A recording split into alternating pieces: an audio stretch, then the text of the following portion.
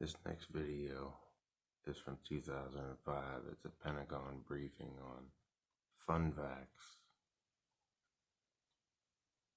I believe that's another Bill Gates enterprise.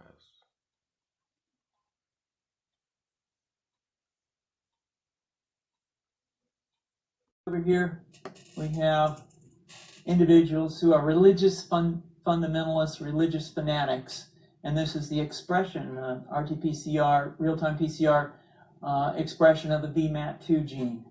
Over here, we have individuals. So let me complete. So over here, we have individuals who are not particularly fundamentalist, not particularly religious, and you can see there's a much reduced expression of this particular gene, the VMAT2 gene.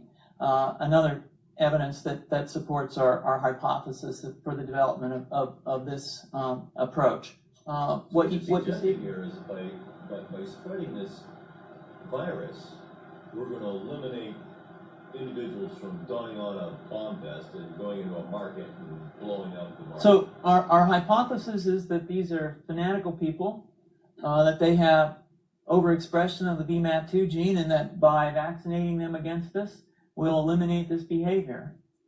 So we have some very, very remarkable data in this next slide. Here we have two brain scans. These are fMRIs. These are two different individuals with different levels of expression of VMAT2. On top is an individual who's a religious fanatic, an individual, and we've repeated this numerous times, that has high levels of VMAT2.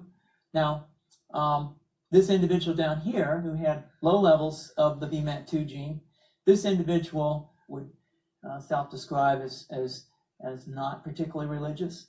In each case, these individuals were read a religious text.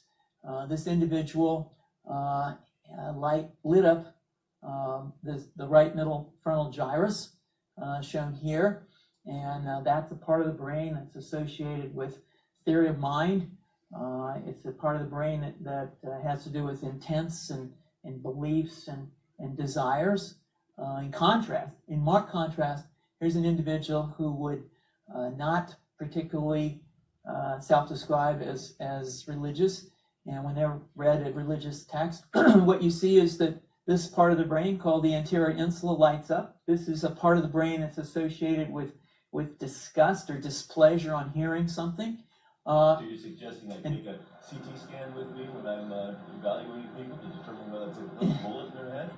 So the data that I'm presenting here supports the concept that we're proposing, and I think that we would not propose to do CT scans or fMRIs on individuals out in the hinterlands of Afghanistan. The virus would immunize against this VMAT2 gene, and that would have the effect that you see here, which is it's essentially to turn a fanatic into a normal person. And we think that will have major effects in the Middle East. How would you suggest that this is going to be dispersed, the aerosol?